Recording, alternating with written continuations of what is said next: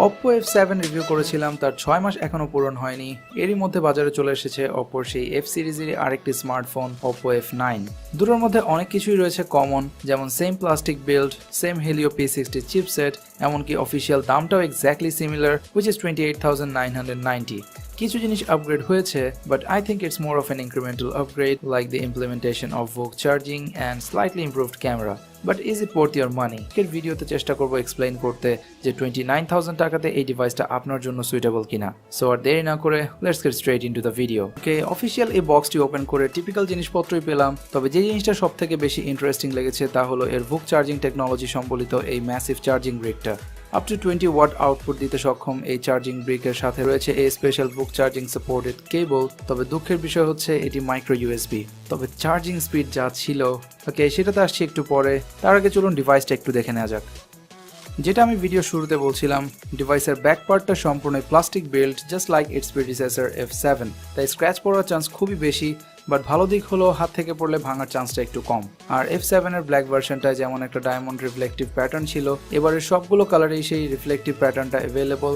আমার হাতের এই সানশাইন রেড কালারটির উপর থেকে নিচের দিকে নামলে একটা পিঙ্কিশ হিউ পাবেন, যেটা উপরের দিকে রেড এবং নিচের দিকে নামতে নামতে সেটা পিঙ্ক হয়ে গেছে।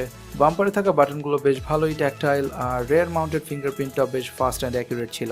এর পাশাপাশি সফটওয়্যার ফেস আনলক তো রয়েছেই। ফ্রন্টে দেওয়া হয়েছে 6.3 ইঞ্চের আইপিএস প্যানেল, যার ওপরের দিকে ফ্রন্ট ক্যামেরা হাউস করতে গিয়ে দিতে হয়েছে একটা ছোট্ট নচ। এটাকে ওপো যেভাবে world's first water drop notch বলে মার্কেটিং করলো, তাতে মনে হচ্ছিল এটা one of the best selling feature. Yeah, ডিসপ্লেটা দেখতে সুন্দর, but I don't think it's anything exceptional. I mean, we have seen that before, right? Anyways, f9 এর ডিসপ্লে প্রোটেকশন হিসেবে দেওয়া হয়েছে Corning Gorilla glass 3, which I think is a welcome addition। শুধু প্রোটেকশনই না, 6.3 ইঞ্চের এই আইপিএস এলটিপিএস প্যানেলটির কোয়ালিটিও আমার কাছে ভালো লেগেছে। ডিসপ্লের কালার ডেপথ খুবই ভালো ছিল, ডিফল্ট হোয়াইট ব্যালেন্সটাও কমফোর্টেবল, আর ন্যারো বেজেল থাকায় যে কোনো কন্টেন্ট খুবই উপভোগ্য হবে এই ডিসপ্লেতে। In fact similarly priced Poco f1 থেকেও f9 এর ডিসপ্লেটা আমার কাছে ওভারঅল কেন যেন একটু ভালো মনে হয়েছে। বাট যেটা একেবারেই ভালো লাগেনি তা হচ্ছে এতে ইউজ করা চিপসেট হেলিও p60। ColorOS 5.2 তে রান করা এই ডিভাইসটা ডেইলি ইউজে হয়তো আপনাকে তেমন কোনো প্রবলেমে ফেলবে না, লাইক ইউআই নেভিগেশনে তেমন কোনো ল্যাগ কোথাও চোখে পড়েনি, বাট হেভি কোনো গেম খেলতে গেলেই বাঁধবে ঝামেলা, কারণ নর্মাল টাস্কগুলোতে বেশিরভাগ সময় ইউজ হয় সিপিইউ এবং র্যাম। আর হেলিও p60টা মিডিয়াটেকের অন্যান্য চিপগুলোর সাথে কম্পেয়ার করলে একেবারে খারাপ না, বাট এর সাথে এমবেডেড জিপিইউটা মোটেও এনাফ পাওয়ারফুল না হেভি গেমিং লাইক পাবজি বা অ্যাসফল্ট 9 স্মুথলি রান করার জন্য। মিডিয়াম সেটিংয়ে মোটামুটি চলেছে, তবে ফ্রেম ড্রপ ছিল। চলুন কিছুক্ষণ দেখে আসি এর গেমিং, অথবা আপনি চাইলে স্কিপ করে চলে যেতে পারেন ক্যামেরা সেকশনে।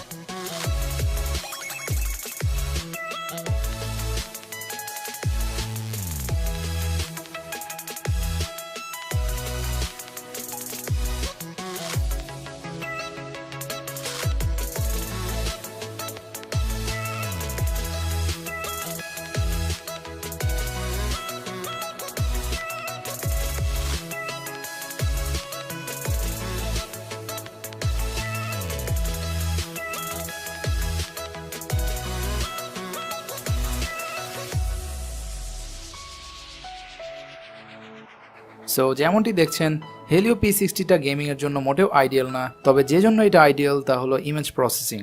জি, আমরা জানি যে ওপোর মিড রেঞ্জ স্মার্টফোনগুলো পুরোটাই ক্যামেরা সেন্ট্রিক, তাই তারা বারবার এই হেলিও p60 ইউজ করছে তাদের মিড রেঞ্জ স্মার্টফোনগুলোতে। তবে সেই ইমেজ প্রসেসিংটা কতটা কার্যকর, লেটস সি। oppo f9 এর রেয়ারে রয়েছে 16 মেগাপিক্সেল f1.8 এর primary camera with 2 megapixel depth sensor, আর ফ্রন্টের এই ওয়াটার ড্রপ নচে থাকছে ওয়াপিং 25 মেগাপিক্সেলের ক্যামেরা। ডে লাইটে পিকচারগুলোতে ডিটেলস ছিল ফুললি স্যাটিসফ্যাক্টরি, কালার একটু ওভার স্যাচুরেটেড তবে আই প্লিজিং, মানে আমরা সোশ্যাল মিডিয়াতে যে ধরনের পিকচারগুলো ইউজুয়ালি আপলোড করতে পছন্দ করি। আর ডাইনামিক রেঞ্জ ছিল এক কথায় অসাধারণ। পোর্ট্রেট মোডের এজ ডিটেকশনও মোটামুটি ভালোই লেগেছে। লো লাইটে পিকচারগুলো মাঝে মাঝে একটু বেশি ওভার স্যাচুরেট করে ফেলে, যা দেখতে অনেকটাই আনন্যাচারাল লাগে, তবে নয়েজটা ছিল খুবই কম।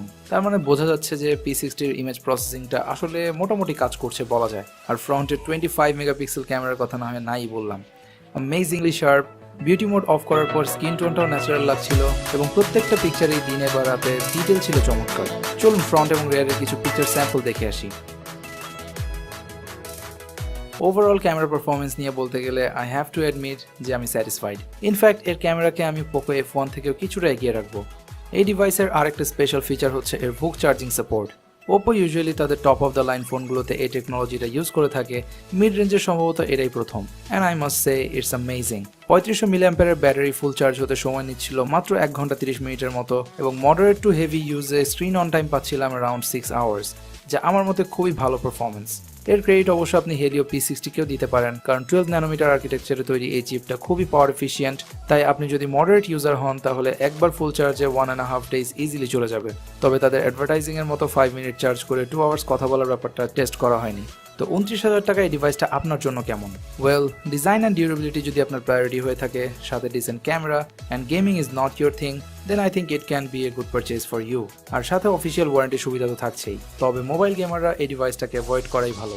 তো এই ছিল Oppo F9 এর সব ইন অ্যান্ড আউট। হোপ এই ভিডিওটা আপনার ভালো লেগেছে।